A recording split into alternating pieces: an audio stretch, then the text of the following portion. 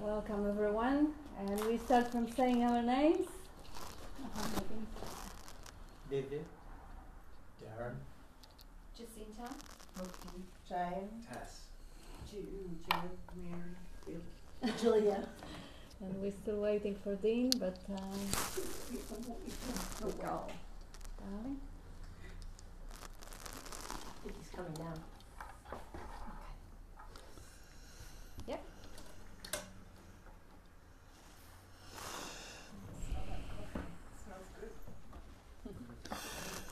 Well, it's good to see you all. Good to see Good you. to see you, Bob. It's a long time since there's been a group.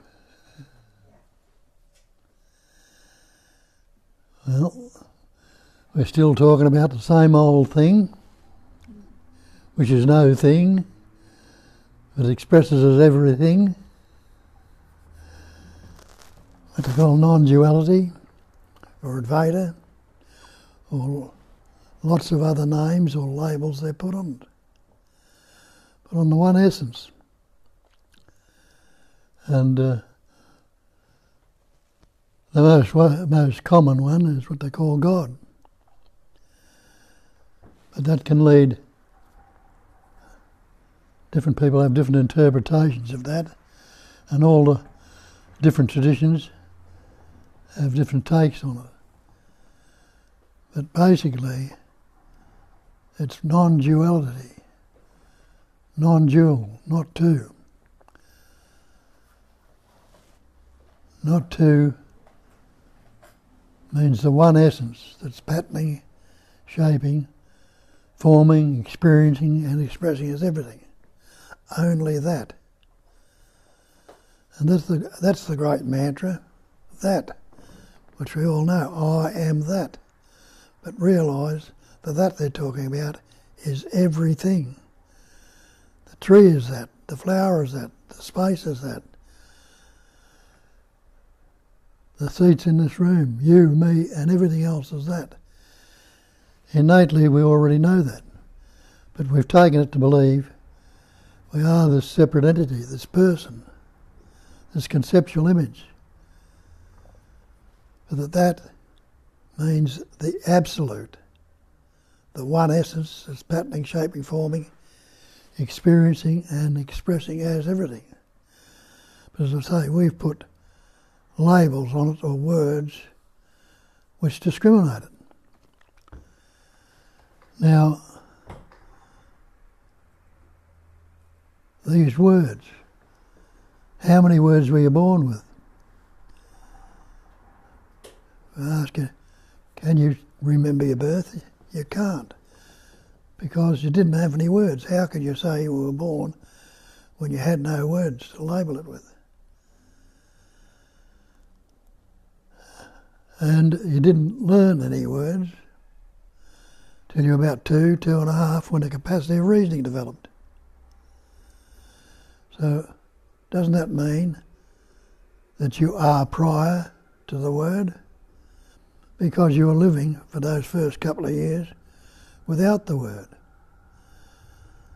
So if you are prior to the words, what must you be? You must be that life essence, which is enabled in the pattern, shapes and forms,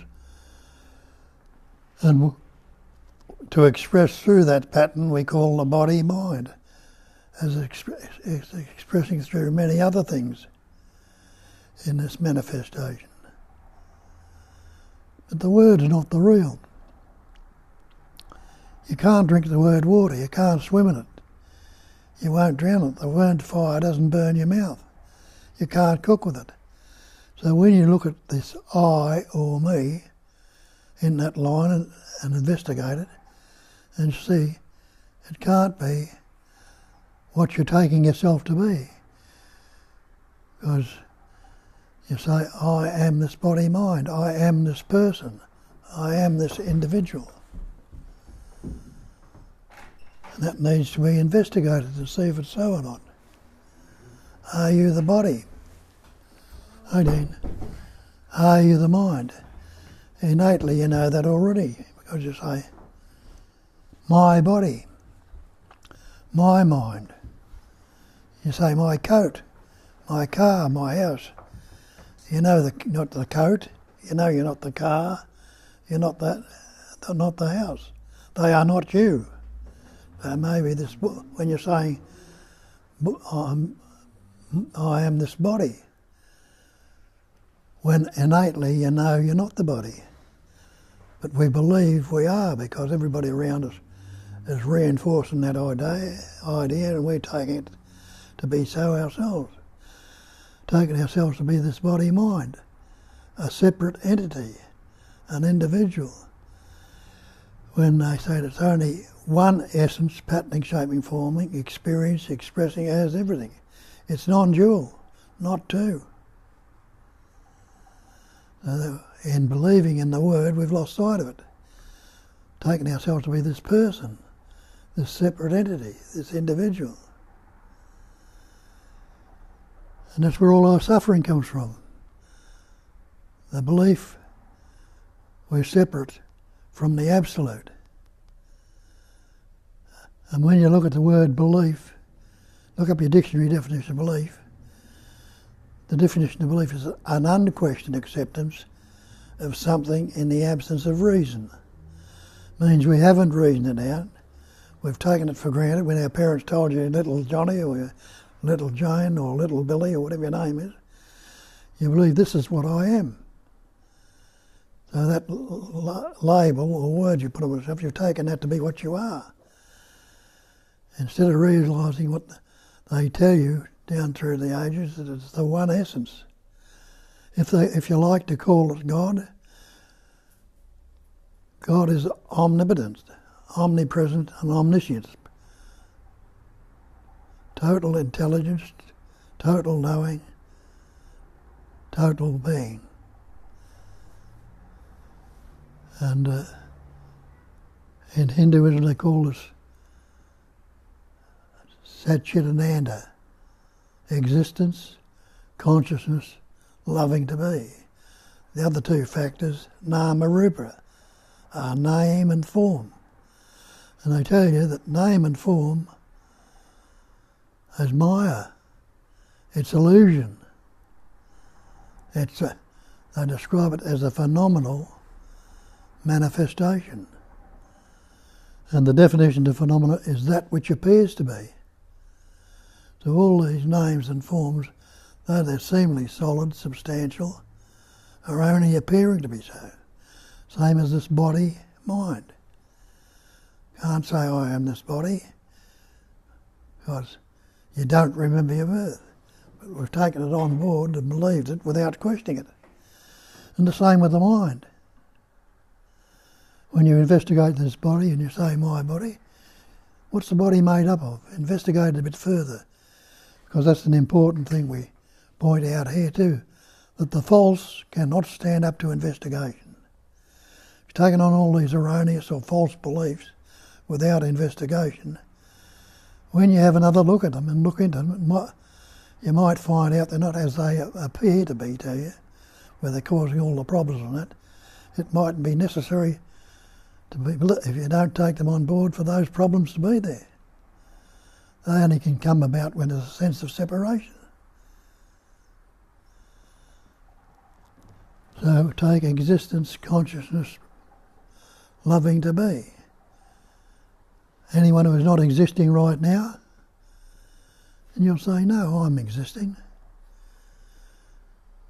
Anyone who is not conscious or unaware, no, again you'll say, I am conscious and I'm not unaware, so I must be aware. Anyone who's not happy to be, well, none of us want to be dead right now, do we?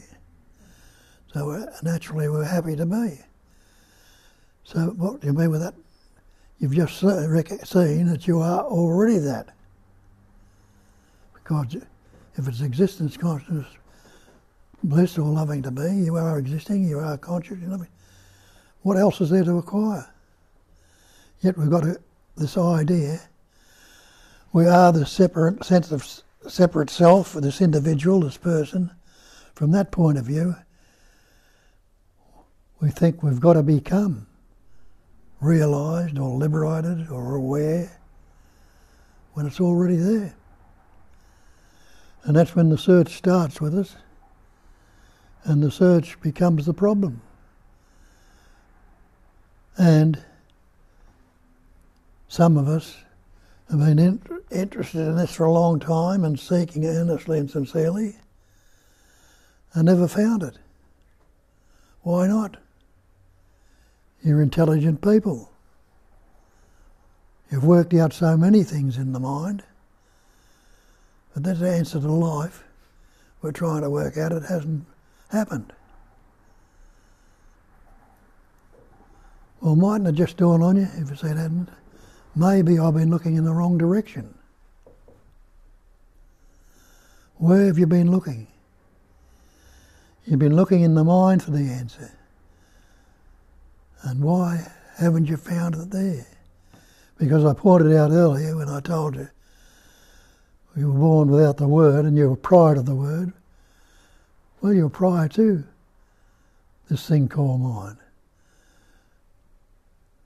So when you're looking at something in the mind that's came upon you after the birth and after the knowing that you are,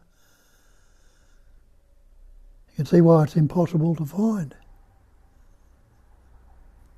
Because you are prior to it. And it's just another happening, occurring in that thing we call mind.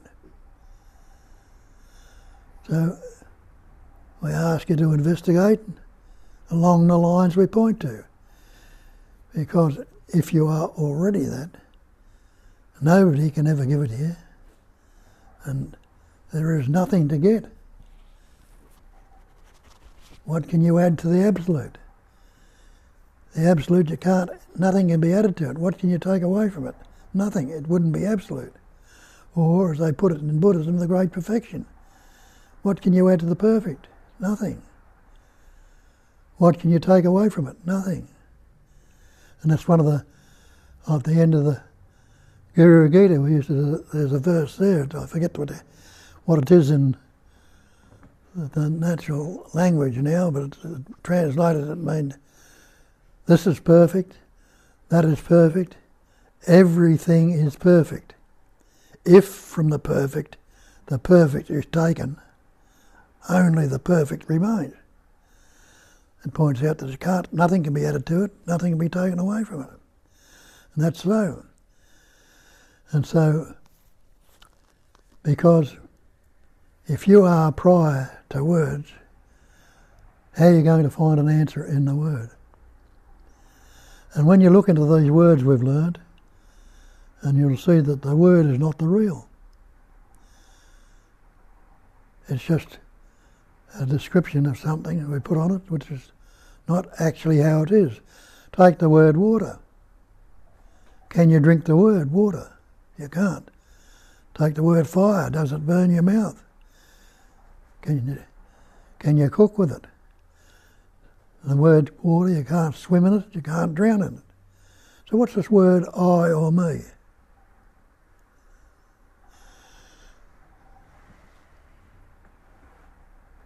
Is it this conceptual image you have about yourself, which came upon you after a couple of years when you learnt words? Is it that? Or are you prior to the word? And as I pointed out before, you can't negate your existence. You can't negate the consciousness or awareness. And you can't negate that beingness. That's translations we put on words. But that's the fact of it. It's not the label we put on it. Put the label on and see what happens. I am Bob, the Australian. I'm a good fella, I'm not so good. Or I'm happy, I'm fearful, I'm anxious, I'm depressed, people don't like me. But all these concepts, which are more words, and the energy of belief goes into them, and that's what we take ourselves to be. A separate entity that is not realised, not liberated, it's bound up in these concepts or words. That's the true part of it. It's seemingly bound up in the words. seemingly so. And we're looking in the mind for the answer. And you realise the birth and the living was prior to the mind. How are you going to find the answer in the mind when you are prior to it? So that's why they say the answer is not in the mind. And so these things need to be investigated and seen. Because we learnt words from our parents. Then, after a little while when we went to school, we learnt more words. And then we started to believe in the words. And then we, in that belief, it became, I am this, I am that, I am something else. The word became the real. So words can be very useful in our language and our activities, but understand what they are is a vibration of energy. All word is sound. Thought is sound, sound is noise, and sound, the noise vibrates into words, thoughts, ideas, images. That's all they are, a vibration of energy.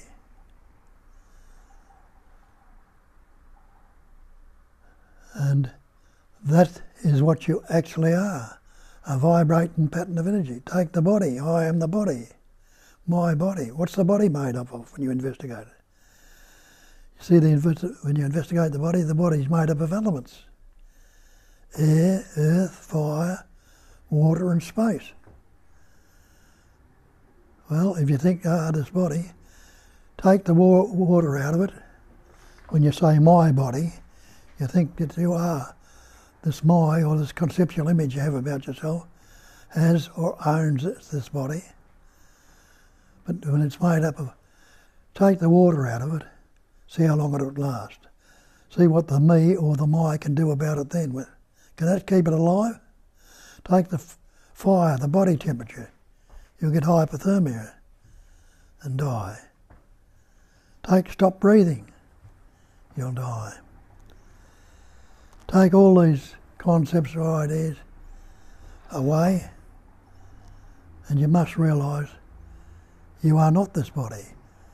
Break all these elements down, the water, the fire, the space, and everything like that.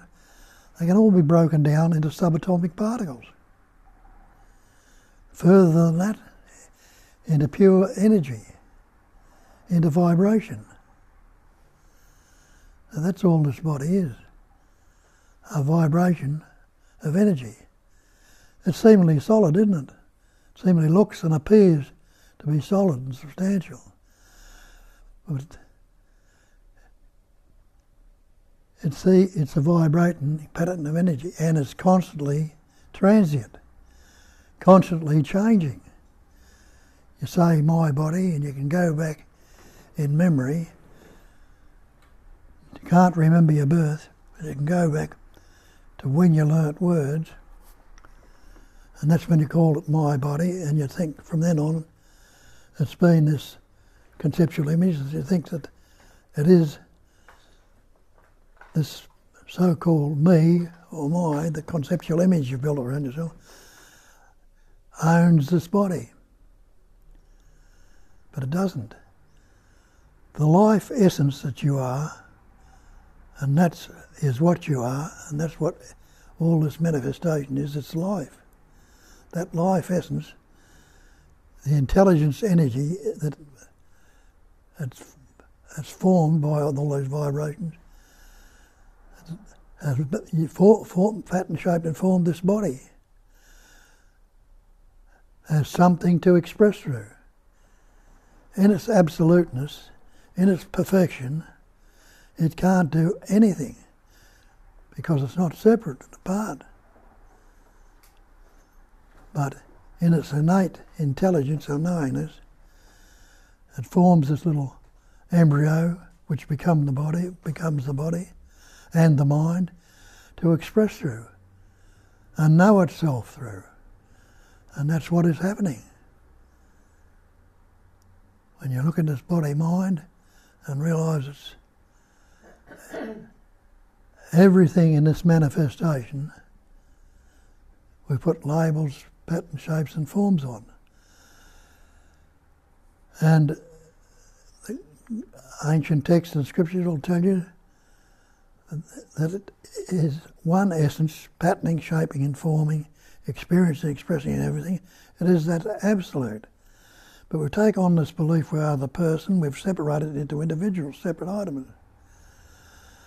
And what's that? Where does it all appear? Doesn't it appear in the thing that's closest to your eyeballs right now? Space. Can you postulate or think of anything outside of space? What would it be in? And to try and put it in something, you'd have to form a space to put it in. And they call it a cognising emptiness, a space-like awareness. And that's the screen, if you look at it and see that all this manifestation appears in. Everything appears in that space, and the silence and the stillness that's composed, that space is composed of. Silence, the stillness, pure intelligence energy. So it's all things, what we call things, appearing in space. Instead of seeing them as things, we see them as bodies, minds, trees, flowers. We put the label on, which discriminate them, and now they've taken on these patterns, shapes and forms. But go back to the basic screen, space. You've got space in front of you right now. Cut it, divide it, grab a handful of it, see what you can do with it. Do you appear in it, or does it appear in you? Well, I am appearing in that space. The space is there before this pattern, shape and form appeared, before it had any word or anything at all. As it was forming in the womb in the mother, and it has formed her and everything. So it's all no thing. I mean by that, it's not a vacuum or a void. When we say nothing, that's where we take it on, or it's a vacuum or void. Zero, zilch. We don't have to do anything. But say no thing means it hasn't got any pattern, shape or form, but it is appearing in the no thing, because space is no thing. Yet the capacity of all these pattern, shapes and forms to appear in it. So this vibrating pattern of energy, which is a seeming thing, is actually a no thing, which has that suffused with an innate intelligence that enables it to express pattern, shape and form, and that's how it's come to be being divided and seemingly separated. And all the manifestation that's going on all around us is that same animating life essence that you and I and everything else is.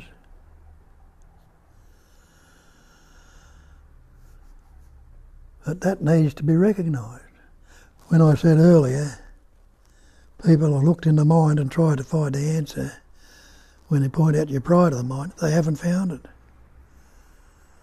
And that's what we point out here, and that's what the great text will tell you. The answer is not in the mind. Because the mind is, so-called mind, is prior to thought, feeling and emotion. So we'll never find the answer there. And so we continue to look, thinking we will become realised or recognised or something like that. We've taken on another concept, becoming. Now when you look into that concept, becoming is not being. And if, as we're pointing out, it is pure being, it'll never be becoming. Because being cannot become something. Becoming implies a future time. But investigate time also and see if there is such a thing as a past and a future. There appears to be, like all this phenomenal manifestation, it all appears to be, it's all seemingly so, but investigated it is not so. It is not as it appears. And you look at that one and you say, you believe yourself to be a human being. That's the labels we put on ourselves.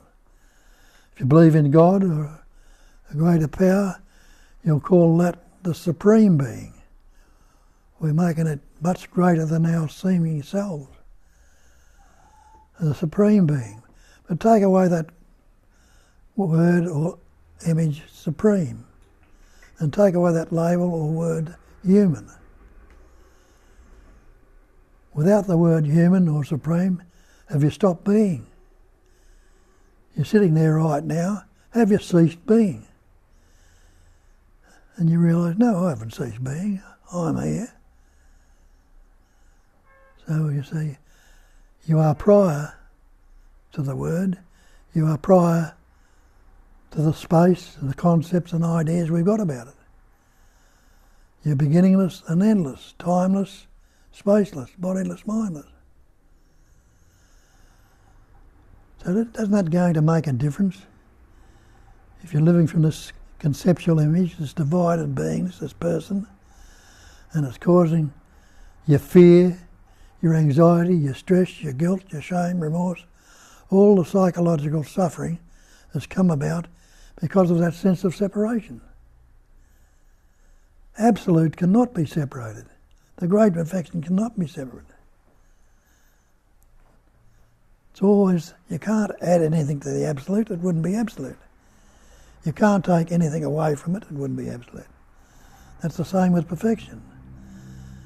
So you're already that, but we've lost sight of it in the belief that we become these individuals, these persons.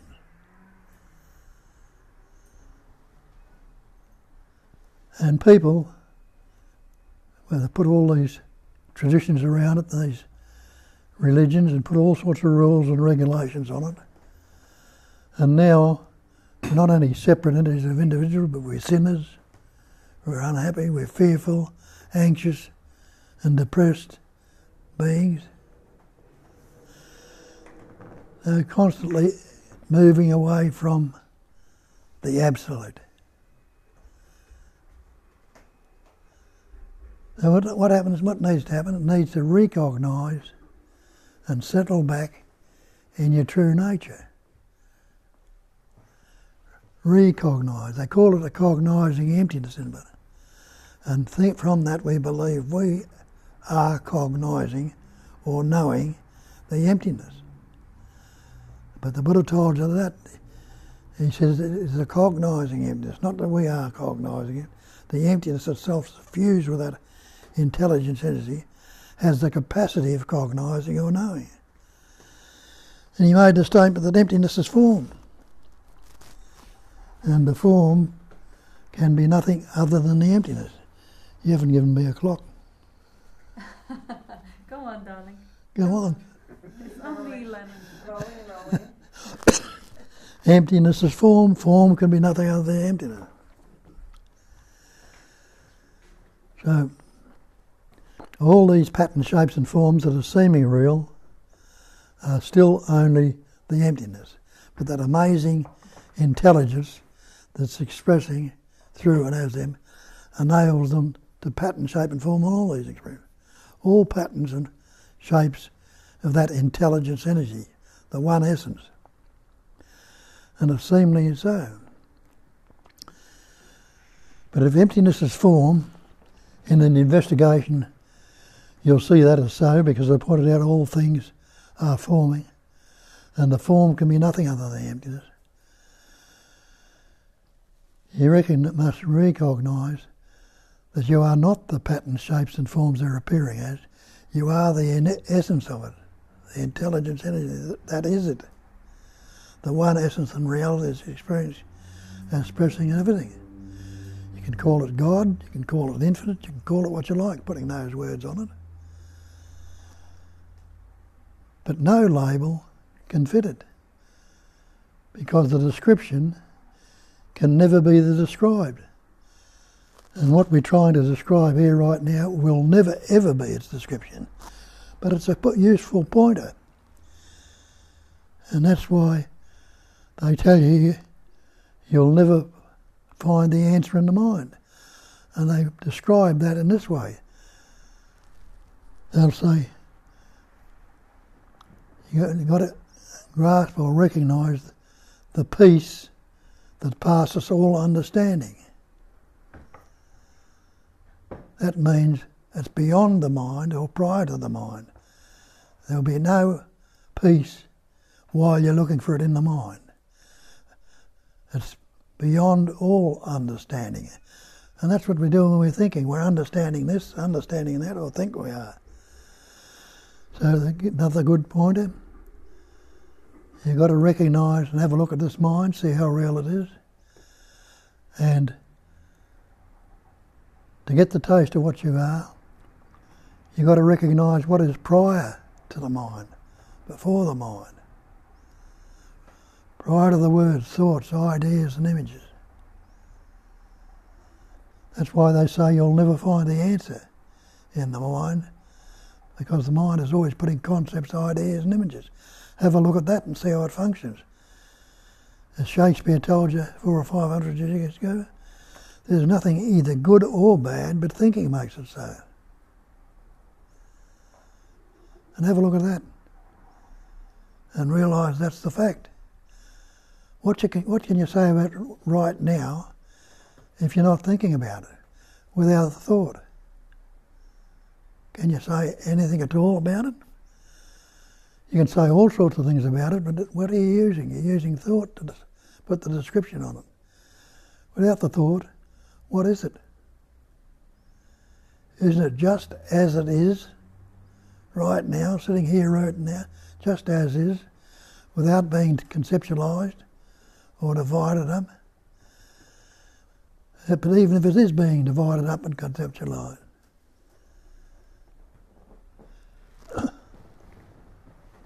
what's dividing it up? A concept, a thought, an idea. And where is that appearing? Isn't that vibrating into that life essence that you are? So again, is it anything other than that life essence that's now appearing in this world and everything in it? But in the taking belief in it, thinking the words are real, and relating them to what we believe ourselves to be, without reckoning, I am this person, I am this separate entity, I am this individual. Might get an idea why you can never grasp it with a concept, or why you can never find the answer in the mind, and why you can never become. Becoming implies a future time. But without any of those concepts, realise that that is all there is, and you are that. Now, do you think those concepts, which are appearance, could ever change it? Though we've got the idea they're changing it, I believe it. Without that, they're not changing it at all. So the awareness is still there, even with the concepts going on it. But its true nature is non-conceptual awareness. So it's not a matter of doing away with thoughts, but recognise that thoughts, feelings, emotions are coming up, they're happening. What's your next thought going to be when you look at that and twist it? You can't say. But a thought will come up and you say, I think. Not realising as soon as you say, I think, you formed a subject. Me, the absolute, the absolute pure intelligence energy, has now become that I thought. That's me, Bob the Australian, and blah, blah, blah. Has become the thinker. And what I'm thinking, what the thought is that's coming up, becomes the thought.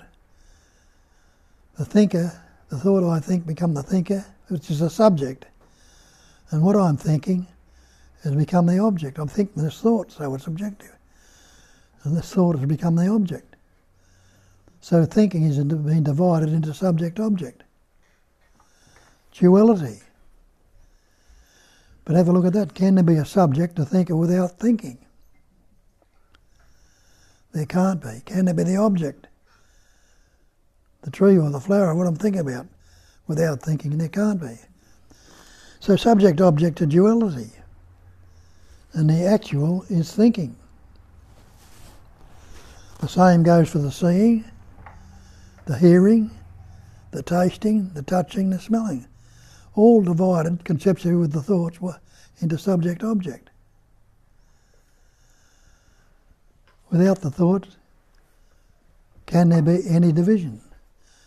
Thinking happens, seeing happens, experiencing happens. It's all functioning. The experiencer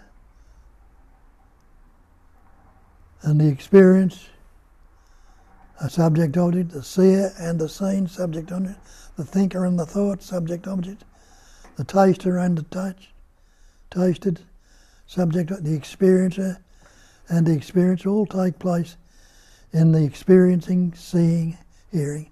The ing on it gives it something that's happening right in this moment. Seeing. It doesn't say I was seeing or I will be seeing, but the actual functioning of it is seeing, hearing, tasting, touching. And can you find the you that's doing that?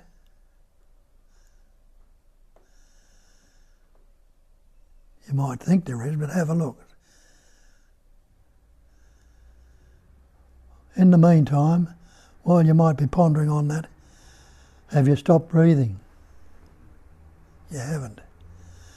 Has your heart stopped beating? It hasn't.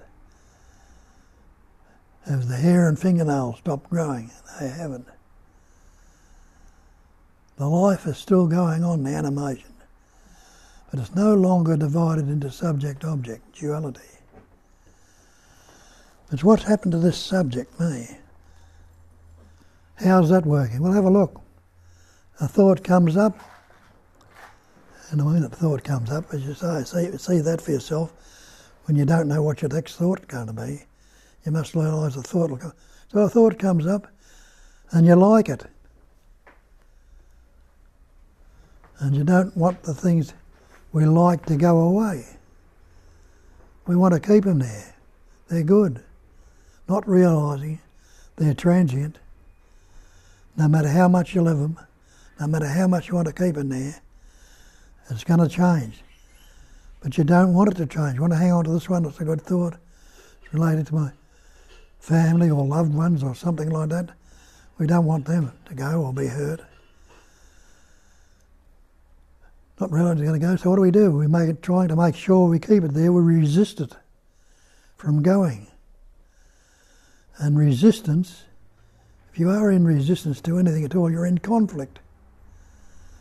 Any conflict, that means you're at war with it. You're fighting with it, against it. Conflict is uneasiness. And that uneasiness, the fear, the anxiety, the stress that got on, is dis-ease, another word for it. So there is resistance, conflict and dis-ease. Something comes up and I do like it. Well, I said that at first, I don't. And I don't like it. Well, I've got to get rid of this one. Tell me, I know I've got to tell me this. By any means at all, I've got to get rid of it. I don't want it. So what do I do with that one? The first one I wanted to keep there, this one I want to get rid of. So what do? I do the same thing. I resist it. Fight against it. Do all my thing in my power to get rid of it. Again, conflict, unhappiness, disease, fear, anger. So that's what's happening all out in all our lives. That's why we're doing that more frequently as we grow older. We learn more and more stuff. Where initially, as your little children, it was with us a little bit longer, but it can be with us again in the recognition that what we're relating to is a fiction, and you are that pure essence, a pure intelligence energy.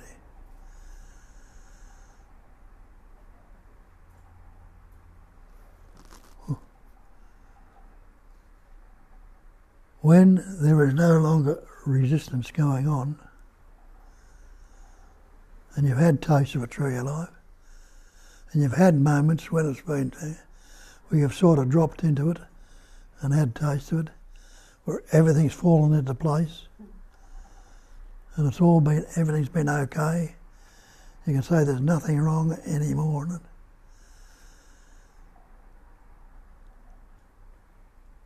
But over the years, we haven't noticed it so much,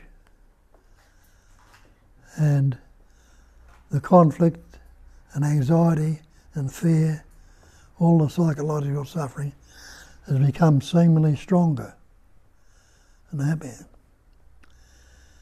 And we've noticed the reality less and less. So that's what needs to happen. You need to recognise your natural state. Like the sun, when the cloud's obscuring the sun, it's pretty dull out there, pretty light. But what happens when you realise that the sun itself forms the cloud and the sun will blow the cloud away? What happens when there's less clouds in the sky? Isn't there more clarity? Isn't it a clearer sky, spaceless? More clarity, sun shining in its brilliance, more warmth, more compassion, more love, naturally there, which is not being obscured by the fear, the anxiety, the guilt, the shame, remorse, the unhappiness. So there's the clue. Blow the cloud of thought away. Let it go out with the breath. Don't fixate on it. See it for what it is. Like clouds are passing, so are thoughts. There is no cloud stitched in the sky, and there is no thought stitched in your head. Each thought comes and goes. We fixate on it and keep it there. Now some thoughts can be useful, which are not pertaining to the me or anything, to work things out, can be utilised. But a lot of other thoughts are self-destructive. So recognise the thinking and see how it's functioning. And there can be a release from that conceptual fear, anxiety, stress, guilt and remorse that's going on. Just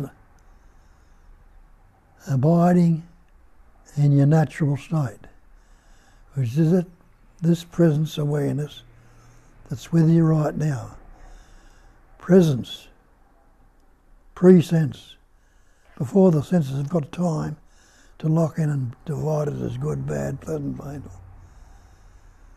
Right here, right now, with no thought. Isn't that clarity there? Just grab it right now and it's immediacy, before the next thought comes up. I'm seeing everything in this room. So are you.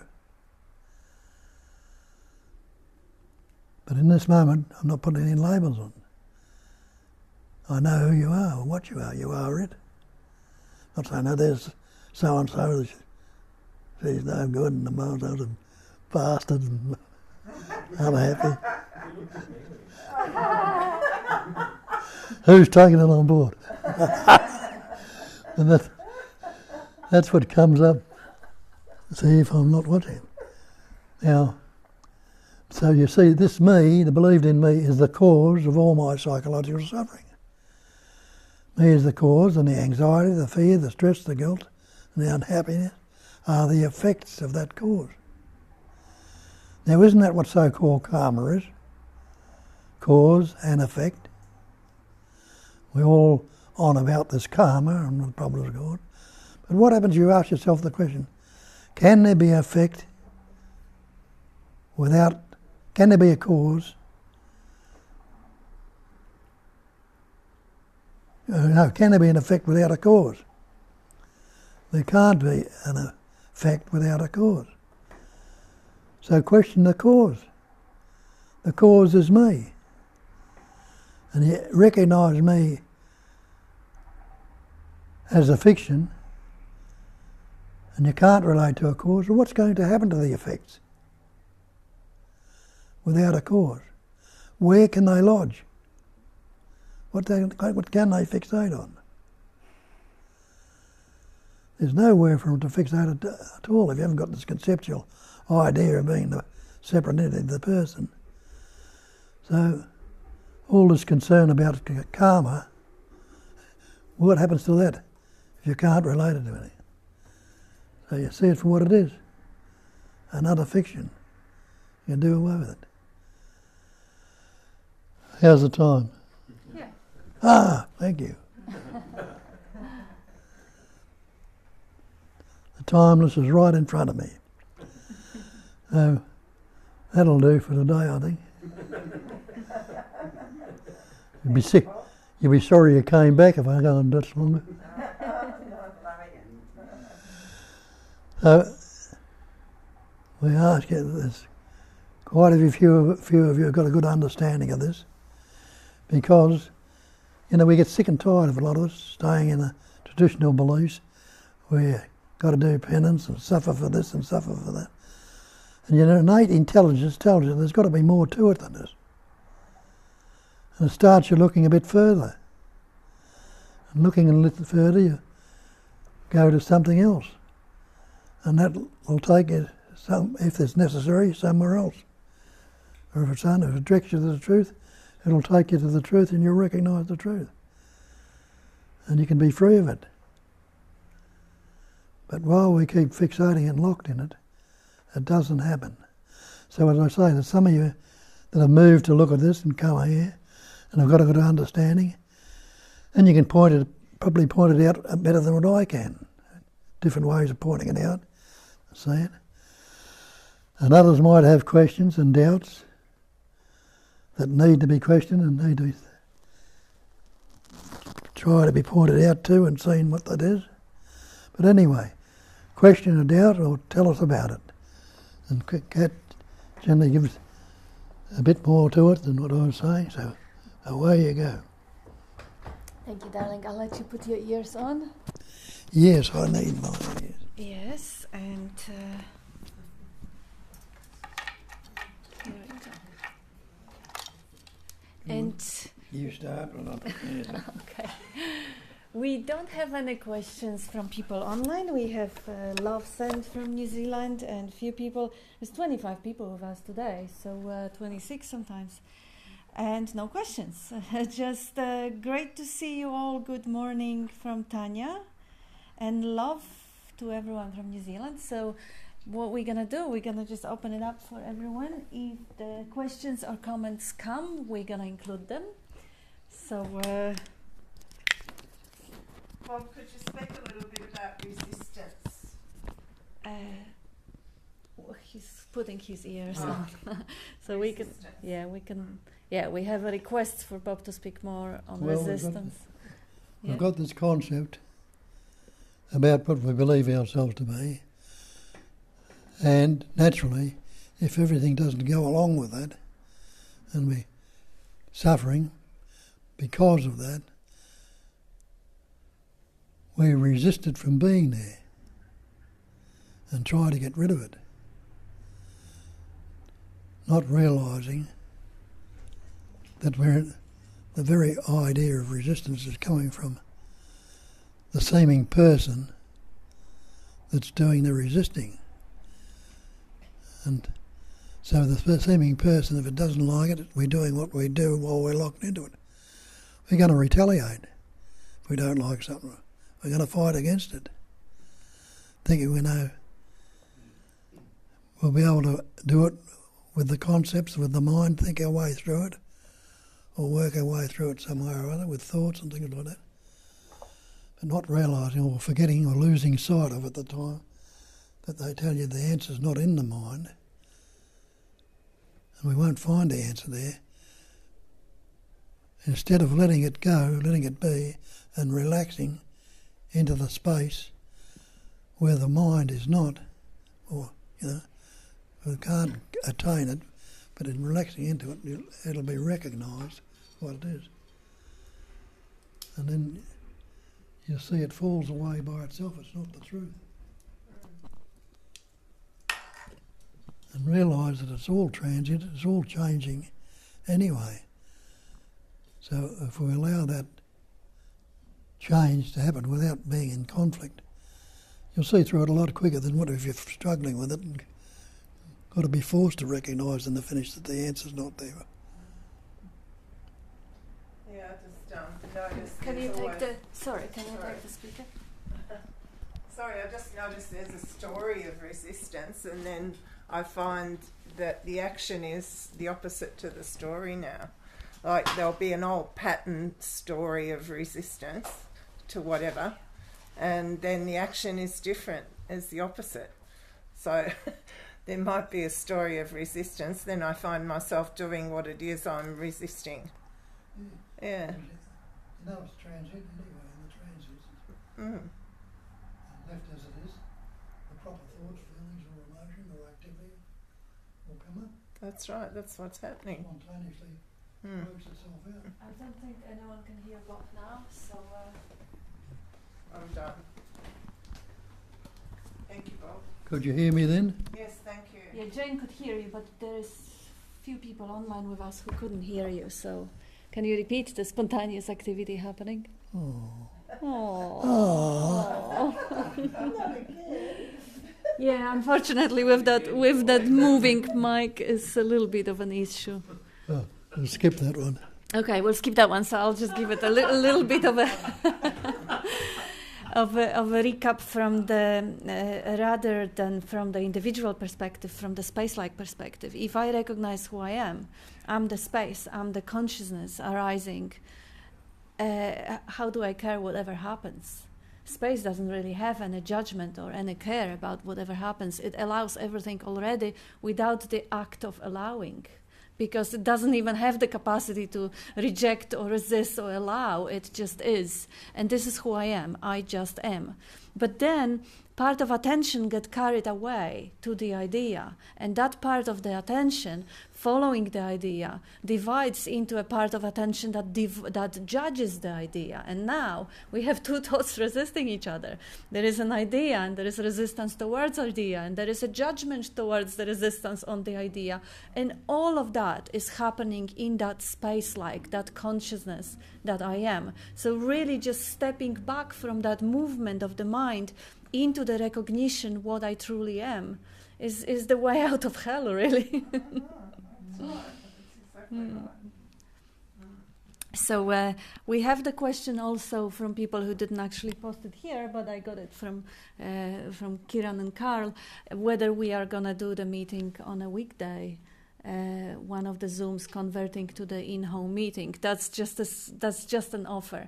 And also, we didn't broadcast that we are allowed to have 10 people, and we do have 10 people here today. We're gonna have 10 people certainly next Sunday.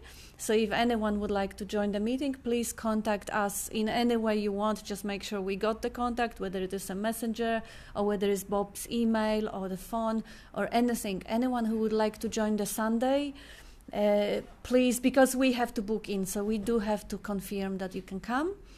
And if we have more than the people that we could accommodate, we're probably happy to. Would you be happy to convert one of the Zooms to the in-home meeting, like Tuesday, for example? We'll see. We'll see. Okay, we'll see what's the response. So And that's tomorrow is there's no limit to how many people can join us on Zoom. Oh no, that's right, If Julia. you're in the US or Yeah. so go on. So Bob has been kind enough to go the extra mile and throw in a fourth day of Zooms, because most of the Zooms are on Tuesday and Thursday evenings, which is about 2:30 in the morning if you're in Los Angeles or New York or some other time zone. So he's very kindly doing this again tomorrow. 9:30 Melbourne Monday time, but it'll be Sunday afternoon. So it's just, there is no time, but it helps to know that you can talk to him live at 2:30 in the morning. You don't have to do that time. So Anyway. Yeah. So, anyone else would like to add anything? Anything? Question, comment? Well, Just pass on. yeah. Yeah, with resistance, I noticed this morning I got a phone call from a family member, and they just proceeded to,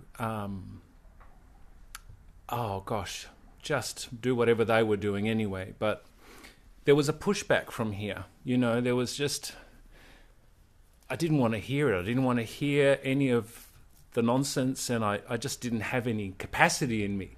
But the thought was, but that's not Tass. Tass is so nice, and Tass is a people pleaser, and Tass needs to be a doormat, and Tass just needs to take all this bullshit. And this morning there was just this pushback, and I'm so glad Jane brings up resistance and how, Kat, you talk about things just appearing in the space, because that's liberating, because I'm not confined by who people think I am or what I think I am or ought to be. It's spontaneous and it's fresh and it's full of energy and full of life, and I'm just tired of being this doormat. Beautiful. You can step on me, Bob. And he will. He does. We have a couple of comments here from people who are online. The word from Amarnath. No ku, no us. So I guess it's no questions, no answers. What a beauty source without source. And a lot of kisses there. And we have, whoops, it is actually looping here. Neither resist nor ease. There is no one here, yet everyone is everywhere. Change is changeless. Changeless in change. Paradox. That was all Amarnath. And Julia says, British Julia, okay, we heard.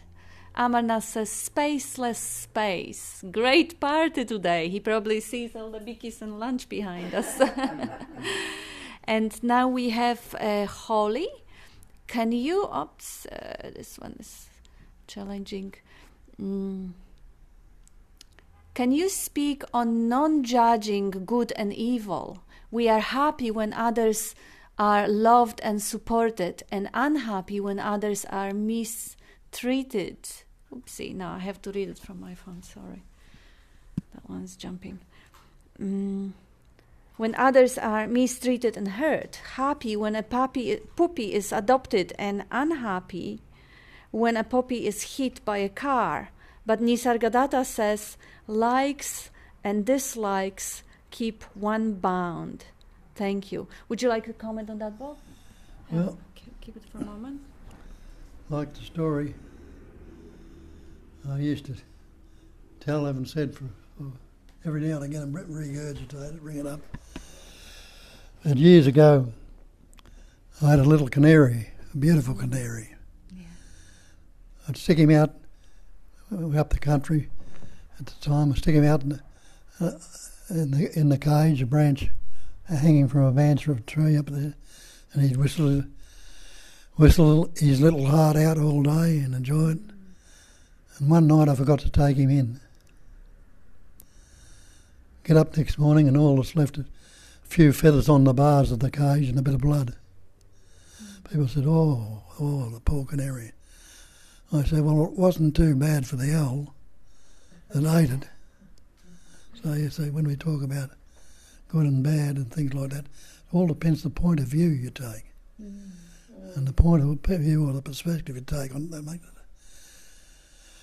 brings about it in us that this is terrible or this is good or whatever. So there's always two sides to the same coin, and that's how our mind functions. As Shakespeare tells us, there's nothing either good or bad, but thinking makes it so. And see the way you think. It's either past or future, pleasant, painful, happy, sad, loving, hating, positive, negative, always vibrating in interrelated opposites. And And then we separate them. We don't like the bad, so we try and force that out. And we like the good, we want to keep more of it. Or put it the other way. We don't want the good and like the bad. But we try and divide the indivisible, and that's what we don't realise. There's no one-ended stick. Each stick's got two ends to it. And the good, or the thin end of the stick couldn't be there without the thick end. And the thick end couldn't be there without the thin end. It's the same with everything. There can't be one. There couldn't be day without night. Couldn't be silence without sound. Winter without summer. Past without future. And instead of dividing them, seeing they're both the same coin. No one-sided coin. And no, instead of trying to force one out and resist it, leave it as it is. And it might fly to that end and seeming bad at the moment. But if you're not resisting it, leaving it as it is, it's going to come back. It's going to seek out its equilibrium. Yeah. And that's what necessary. But now we're continually fixating on the good, not wanting the bad, and the bad, we beat ourselves up or beat somebody else up. But it's constantly transient. It will change, and it does change. Like there couldn't be day without night. The Earth's rolling around the sun right now, and this part that's facing the sun is daylight. The part that's behind us on the other side, it's dark. Does the Earth know anything about daylight or darkness or light? It doesn't. But it's happening, and it's not concerned with it because it knows. It knows how does the Earth know, but there's an understanding. There's an understanding that it's certainly going to change. It's not static, it's not dead. Also, again, looking from the other perspective, from the ultimate, because this is beautifully practical, what Bob says. Leave it as it is.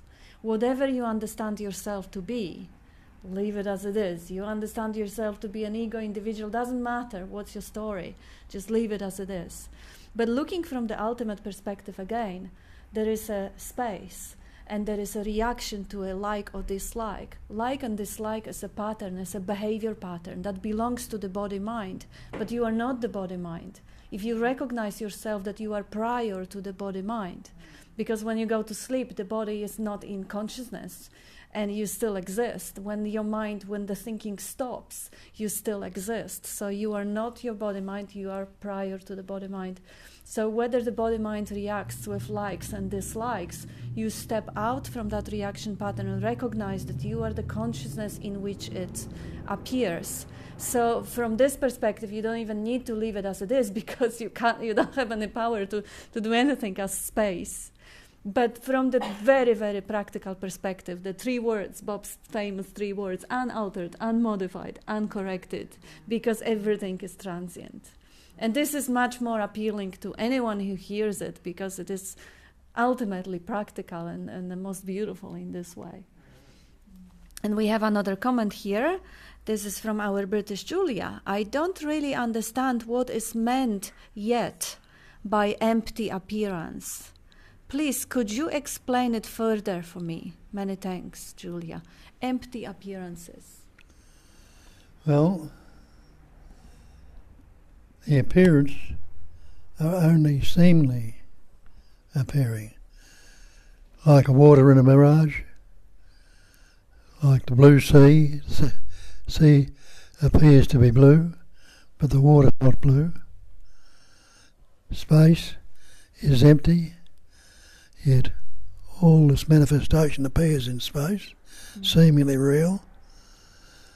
But if it's, as I say, a cognising emptiness, an emptiness suffused with intelligence, the pattern, shapes and forms are only appearances in it, seemingly solid and substantial, but every appearance can be broken down into subatomic particles, into pure energy. It's all vibrating patterns of energy. And a beautiful way also to remember about the appearances is the mighty analogy to the night dream. When we're dreaming at night and the whole world appears in that dream. And we have the body that is moving around, climbing mountains, flying, having sex, whatever the body is doing. And the physical body is lying out in bed and it's not moving and the eyes are closed, and yet in the dream we can see everything. So that appearances are empty.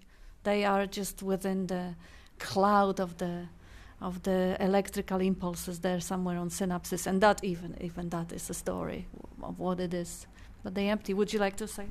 No, it's about something else. Back to the on. topic you were talking earlier about resistance. So, one of my favorite quotes is the Carl Jung, "What you resist persists."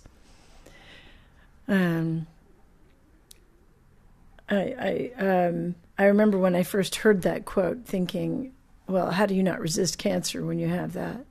You know, and then eventually I came to understand, well, you could, what would be the opposite of resistance would be acceptance, okay?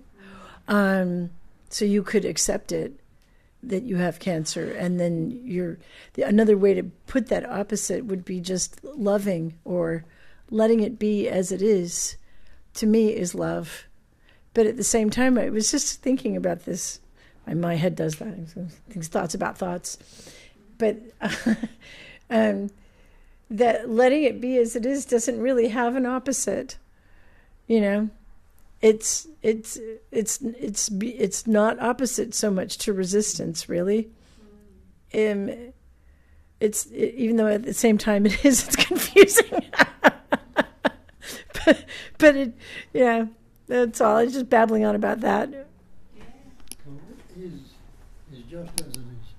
Just as it is. Not was, or not will be. It just is. So it's taken the time concept of it, just as it is right in this spontaneous moment right now. And we have a couple of other comments here. Amarnath says there is infinite love behind hatredness. Good point. And also, disappeared. There is no need of thinking at all, yet thinking can happen without thinker. And also Amarnath replying to British Julia, dream and waking states appearances when you are within, but when you are without, only emptiness. So also emptiness is fullness. Fullness is with emptiness. Yeah, they can't be divided. They can't be divided. Only conceptual.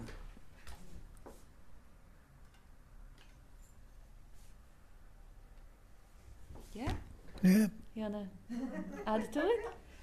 You want to add to it? They can't be divided, only conceptually? Yeah. Nothing either good or bad, but thinking makes it bad. Okay, so anyone else? Questions, comments, anything?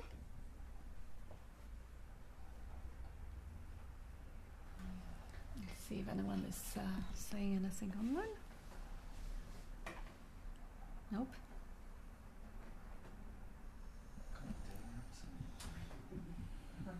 Oh, yes. Sorry. Can you... Well, easy, don't bring it down here. I just want to hear you talk about love, Bob. Love. Just a small question. It's my religion is love. A small question, darling. About love, please. Well, as I say, God is love. The so-called God is love. If God is love, love must be God. And don't each and every one of you love to be? So that's what says in Isaiah, be still and know that I am God. Be still and know that I am the love. Same thing. The love of being, everyone loves to be. And it tells him when love and hate are both absent, take away both of them.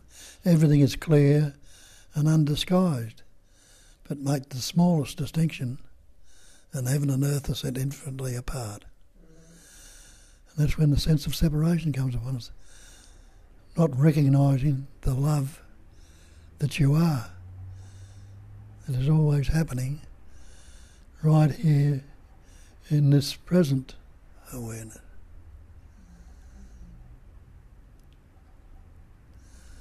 And the Sagata tells you, when you know that you are that living love, it says people will come to your door.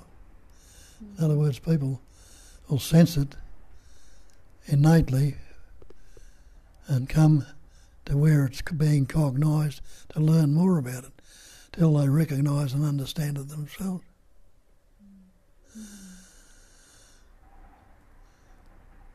There was a book that came out years ago, Love Can Open Prison Doors.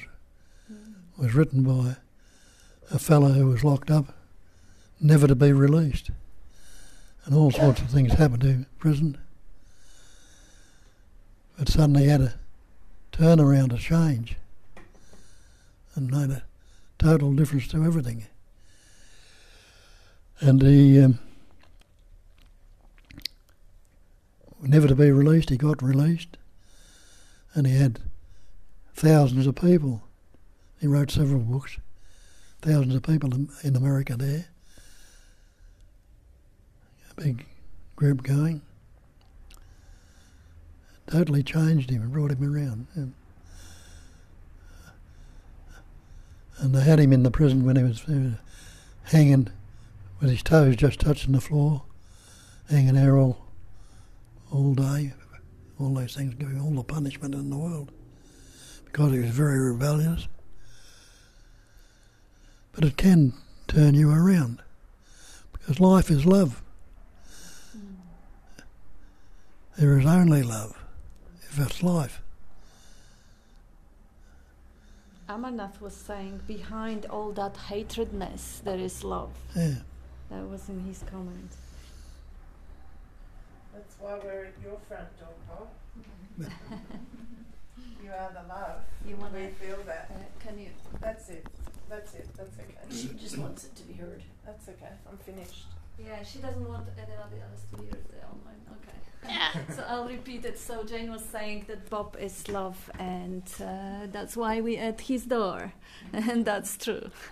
That's true for anybody. For anyone. In the recognising of it.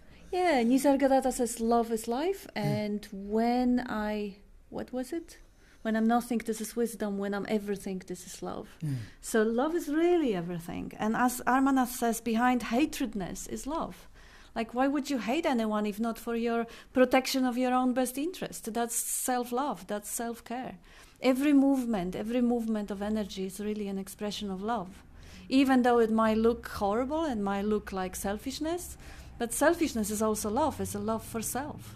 That's how Nisargadatta called it as well. It just depends how you recognize the self. If you think the self is just one singular body, then of course that love is very, very limited. But when you recognize the self as the whole universe, then the love envelops the whole universe. We take the male-female thing in, relationship in.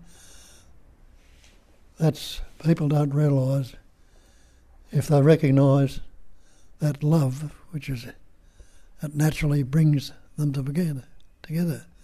But if they go on conceptual images and beliefs, the partnership doesn't last very long.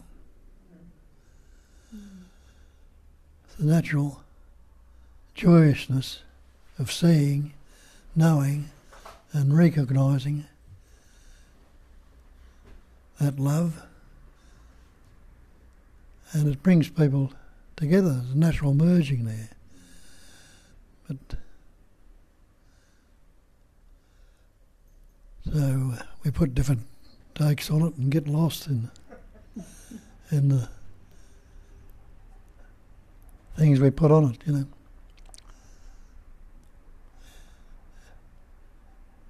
It's impersonal. It's natural recognising of the essence that's in the other. When it is personal, it's not going to last very long. Because they'll have their concepts and you'll have your concepts, and you'll be finding fault all the time. But when it's non-conceptual, what do you want of the others? You just want to give. And what would they want of yours? And so when there's a natural givingness on both sides, where's the angst going to come into that?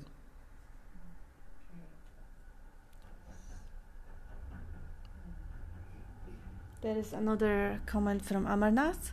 Non-conceptual awareness behind concepts. No mind behind the mind.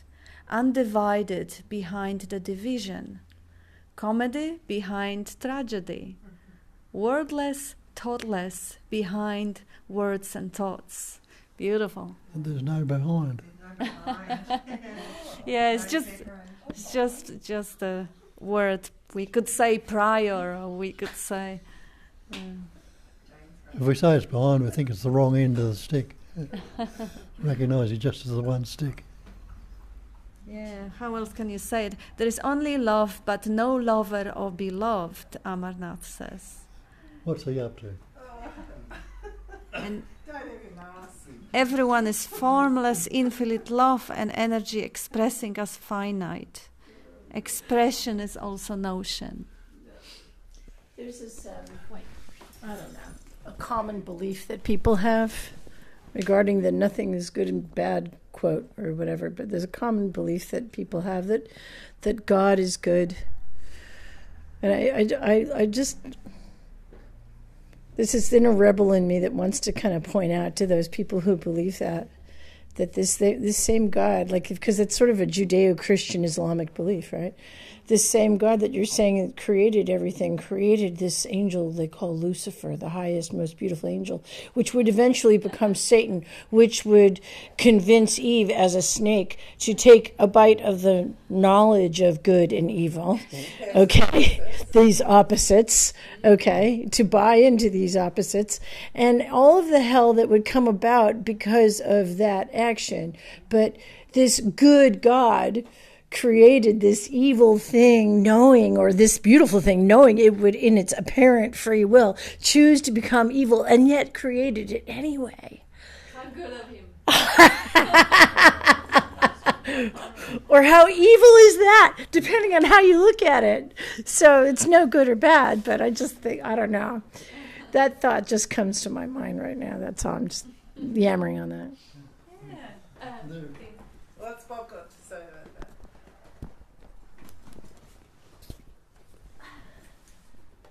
It says, in the beginning, God created everything. Well,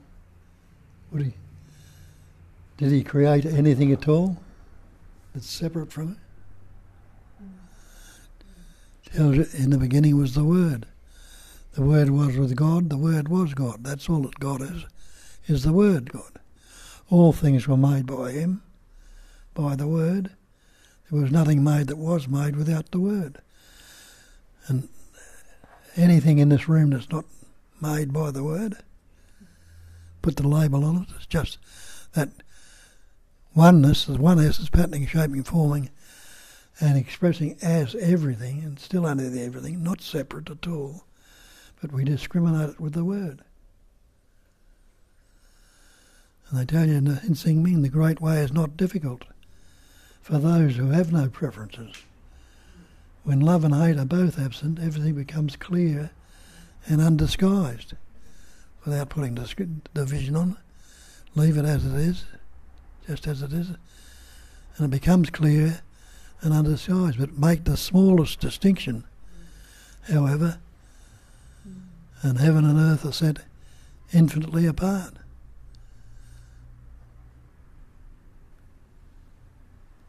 Now, if all these manifestation is created, it's all made up of words or labels we put on it, isn't it? Without the label, try and separate yourself from any of it right now without the label.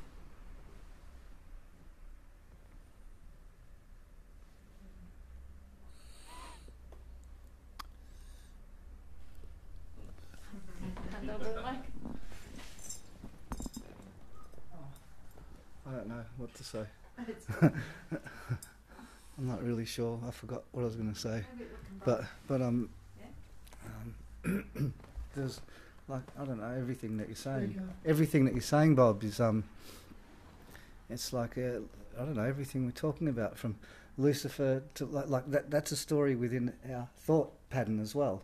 Like and it's a story within the manifestation that we're labelling, and none of it exists in any way. And even the two ends of the same stick, and the judgments, and something we were talking about earlier about judging and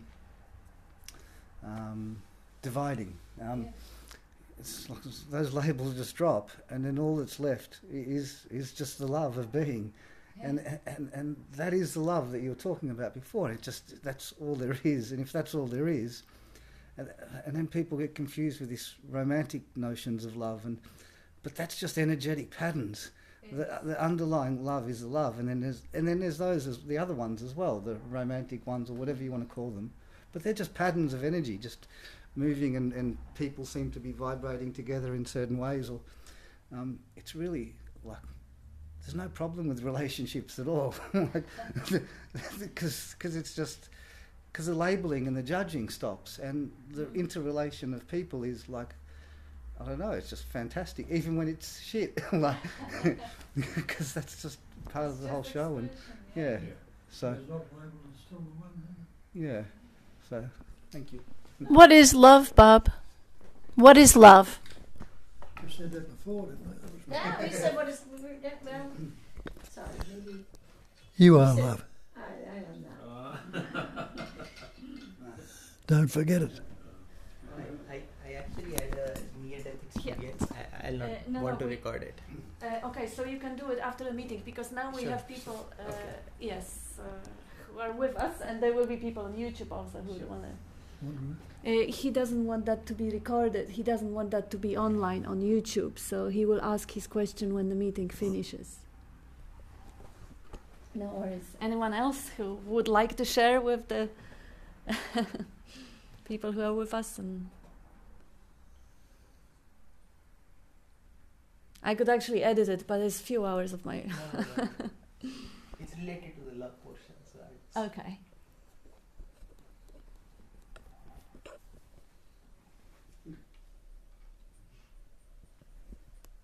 Yeah, I think I'd like to, because you were talking a little earlier about like the different loves a little bit. Yeah. You know, it sounded a little bit, at least from the way I was interpreting what you were saying. You know, there's a romantic love that we have, you know, and then there's the agape, or this allowing what is. To me, that I like to try to define it. Because for me to just call it allowing something to be, or someone to be as it or they are, without needing it to change, fix, alter it, correct it, just as it is, to me that's love. But the romantic, the kind, that's love too. But it's not. It's a different. It's somehow, I don't know. I know this is my mind differentiating it. You know. To say, well, that's a different love, that romantic love, but it does seem, I suppose, without even a word, there's no difference, okay, in any of it. That's just my mind differentiating it, and at the same time, for the purposes of explaining this or discussing it, it does seem to this mind. So-called romantic love is love expressing itself in natural life. If it's really romantic love, without any false take or false belief in it. It's a natural bringing together of the life energy, which is then going to express itself with more life, if it's functioning naturally, spontaneously.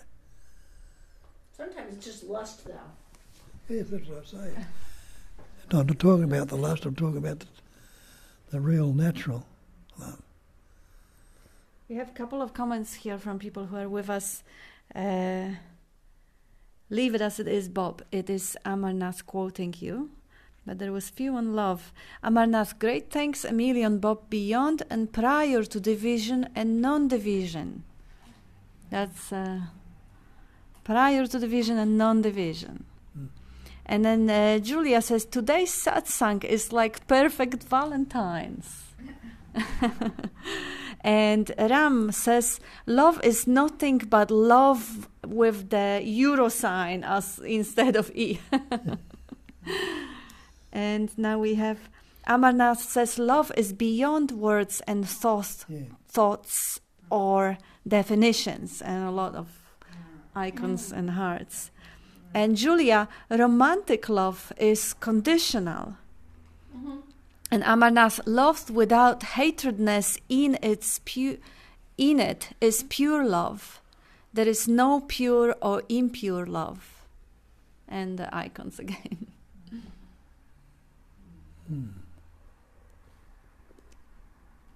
Yes, as Nisargadatta says, everything is expression of love. And that includes selfishness. That includes the seeking, love for wisdom. I see Jane, you laughing. I'll actually find the original quote because that's one of my favorite.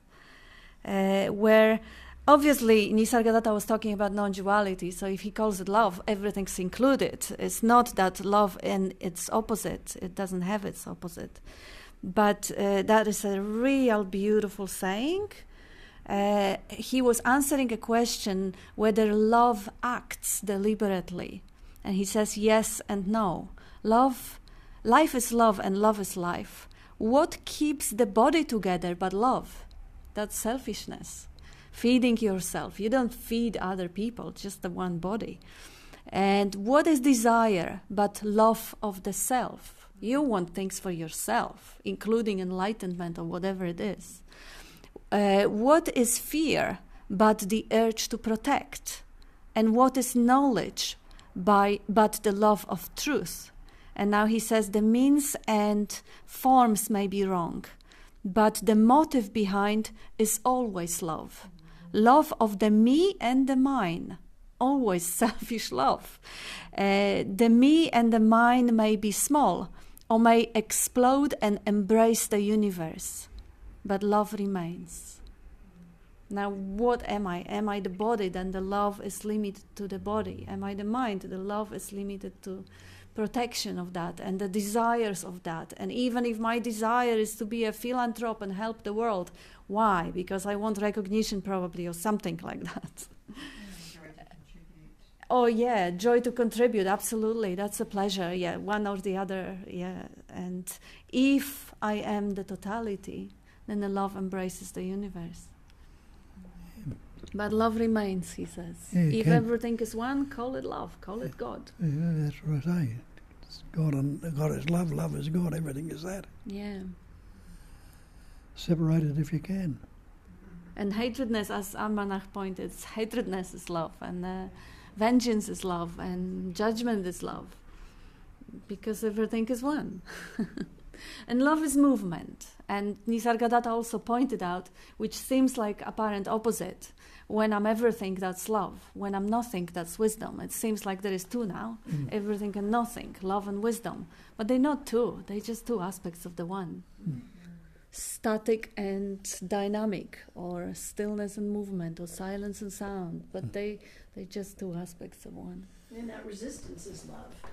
Absolutely. Yeah, the resistance is love. And at the same time, when I'm loving the resistance doesn't happen anymore. It's interesting that when it's loved, it's the resistance doesn't. Love to be. That's the life itself. Oh, yes. Let's say it again, darling. You love to be. Love to be. Yes. And we have one more question here. No, that's actually not a question. Tanya says, no question, as the spiel and the wonderful questions and answers have silenced thought. Lots of leaving it as it is happening. Nothing is wrong or resisted. It is only thoughts that suggest suffering or a me. Thank you so much. Thank you, Tanya. Beautifully said. And Amarnath says, wisdom equals I am equals love. And that's it for the... We try to discriminate it with the words. And we fail. Every time. Yes. Must be party time, isn't it? That's the party time, Jane, yes. Yes, party time, Jane says. And it is. It's actually time for party. So thank you, everyone. Thank you, everyone here. Thank you, everyone online. And